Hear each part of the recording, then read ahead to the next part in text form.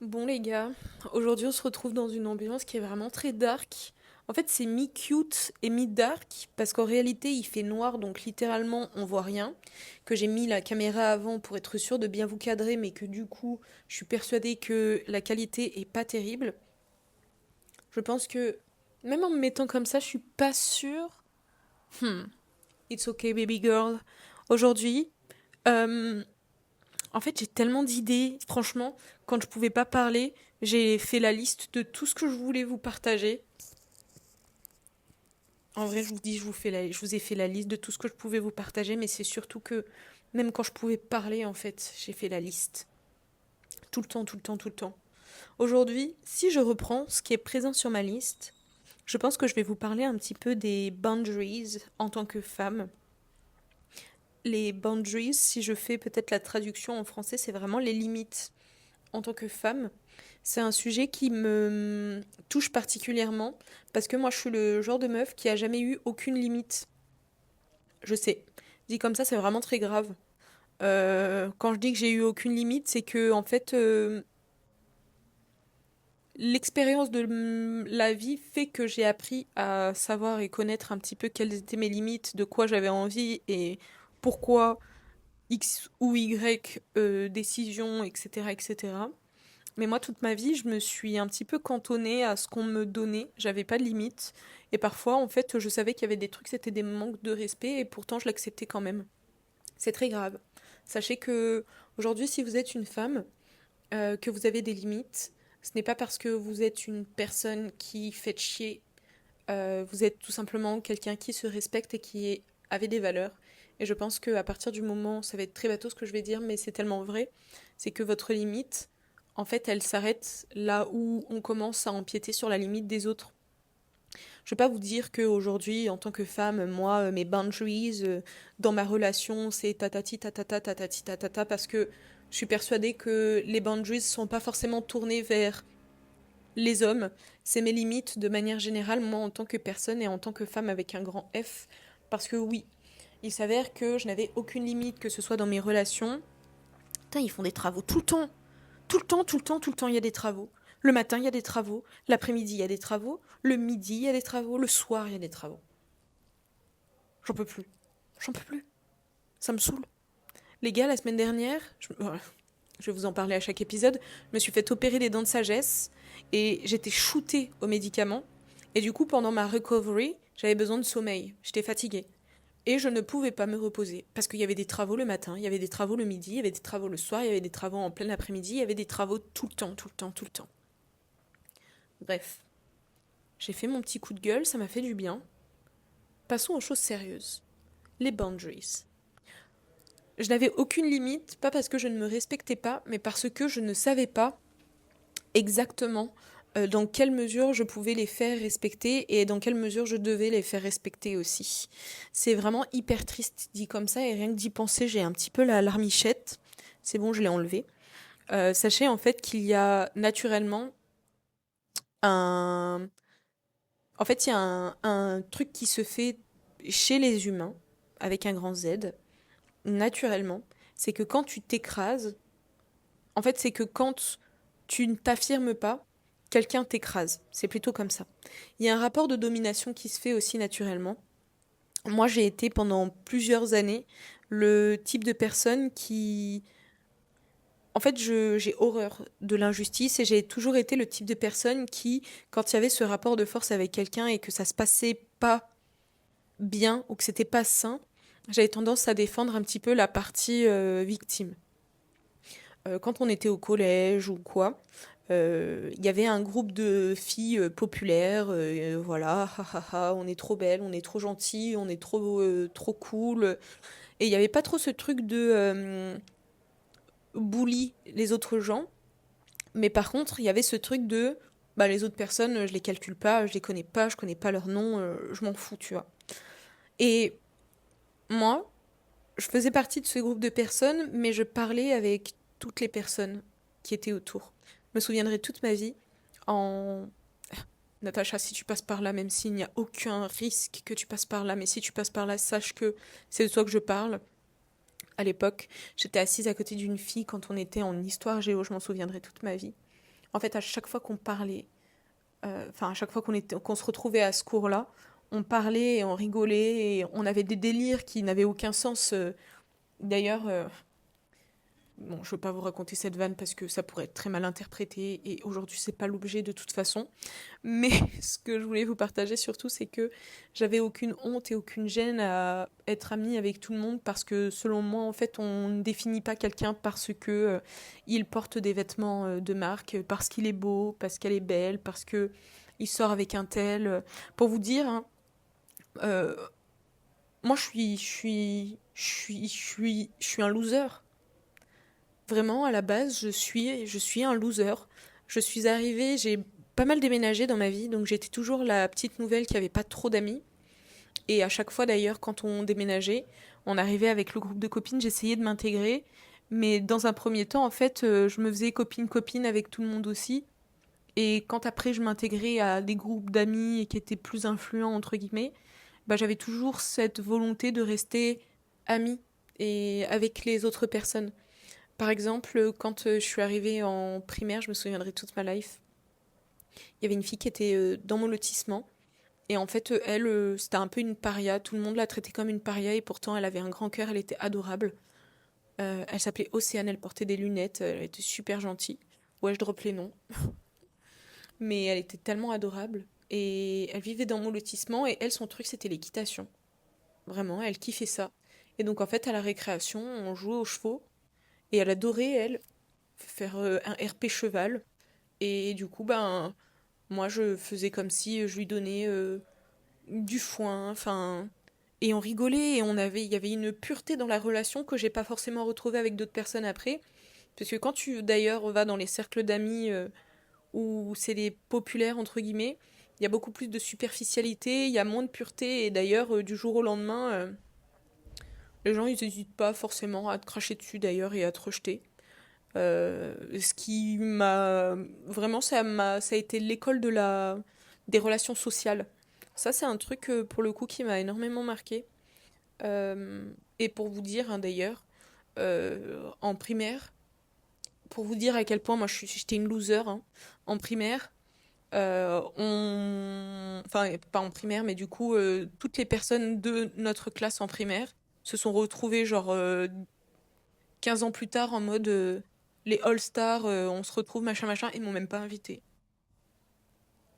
Ils m'ont même pas invité, il y avait même un mec qui était présent à cette soirée-là, j'ai vu sur la photo, parce qu'ils ont refait la photo de classe du coup de l'époque. Il y avait une personne sur cette photo et qui était présent à cette soirée qui était même pas dans la classe.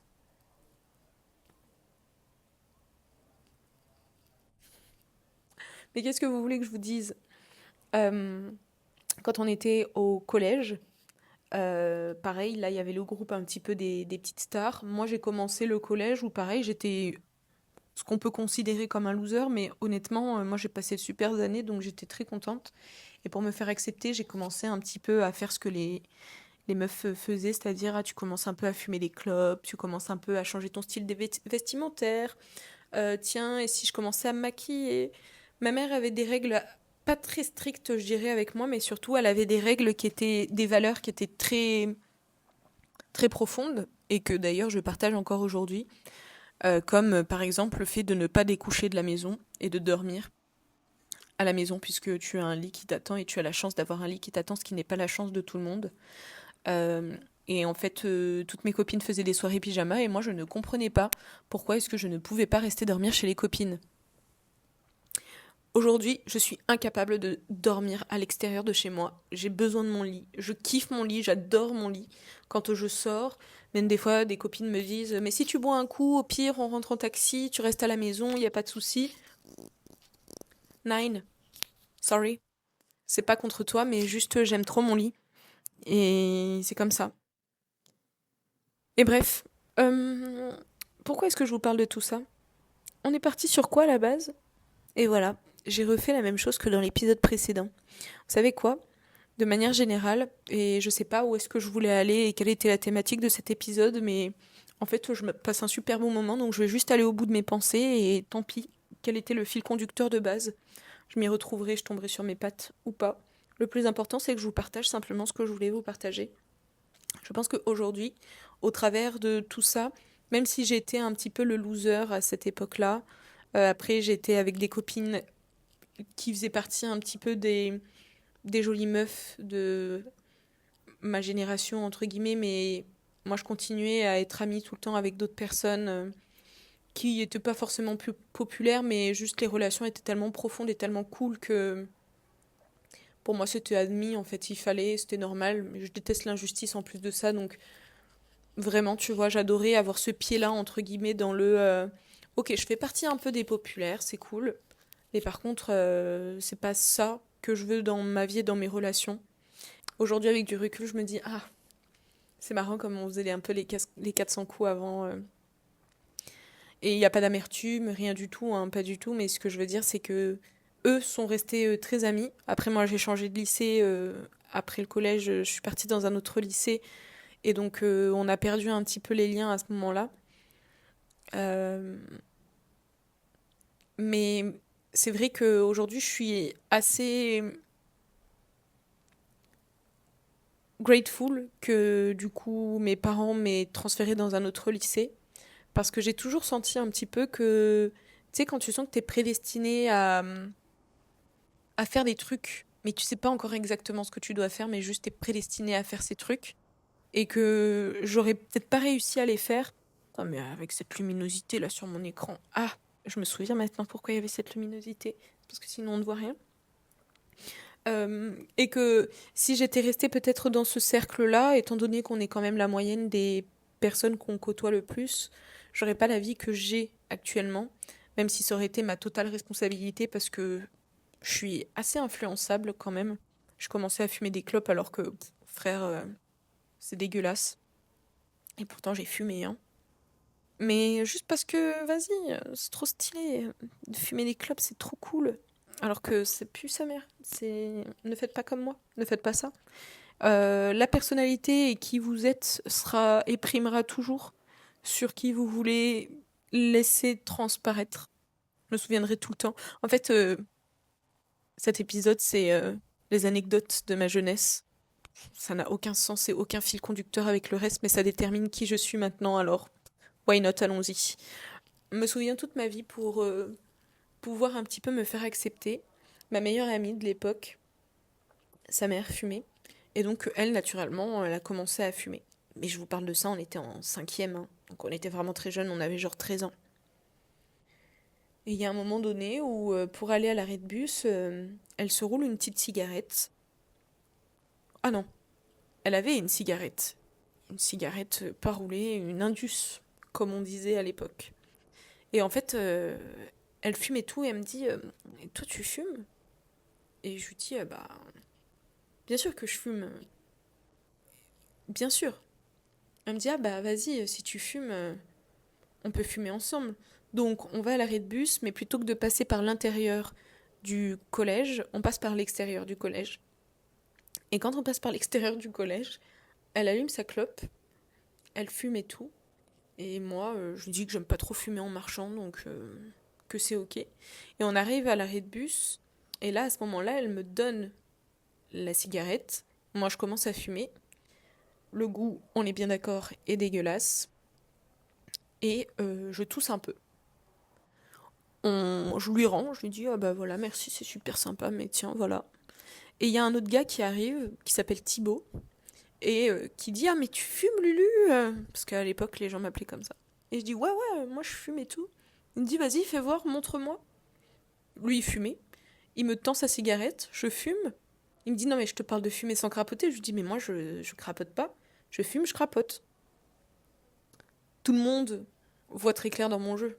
Je ne fume pas, on est bien d'accord. Mais une envie de appartenir à un cercle et d'être cool. Et je vais pas vous mentir, je vais dire un truc qui est très grave. C'est que j'ai toujours trouvé ça trop stylé de fumer. Mais par contre, pour tout ce que ça apporte, c'est horrible. Genre, tu pues de la bouche, c'est addictif, tu pues des mains, tu pues des cheveux, ça détruit ton corps, ça détruit ta santé, ça accélère le vieillissement de la peau, ça jaunit les doigts, ça abîme les dents. En fait, il n'y a que des points négatifs à le faire. Mais moi, j'ai toujours trouvé ça trop joli, en fait, les mecs, quand ils sont en terrasse. Enfin, je dis trop joli, les mecs. Je disais et je trouvais ça grave stylé, les mecs en terrasse qui étaient là, qui fumaient leurs clopes. Ça donnait un petit style en mode bad boy. Aujourd'hui, avec du recul, on est en 2026, les gars. Je vous dis ça avec du recul, hein. C'est ce que je pensais avant. Mais aujourd'hui, euh, on parlait des boundaries. On y est. Et aujourd'hui, on est bien d'accord que toutes les limites et toutes les boundaries que j'ai, que ce soit vis-à-vis des autres et vis-à-vis de moi-même, elles sont tellement plus claires et j'ai tellement appris du coup avec le temps. Putain, on a fait une boucle. Je suis trop contente qu'on ait repris le fil conducteur. Euh, mais du coup, j'ai appris avec l'expérience aussi à savoir exactement ce que j'attendais des personnes autour de moi et de ce que j'attendais de moi-même. Aujourd'hui, la personne avec qui je me mettrai en couple, il est fort, vraiment, genre,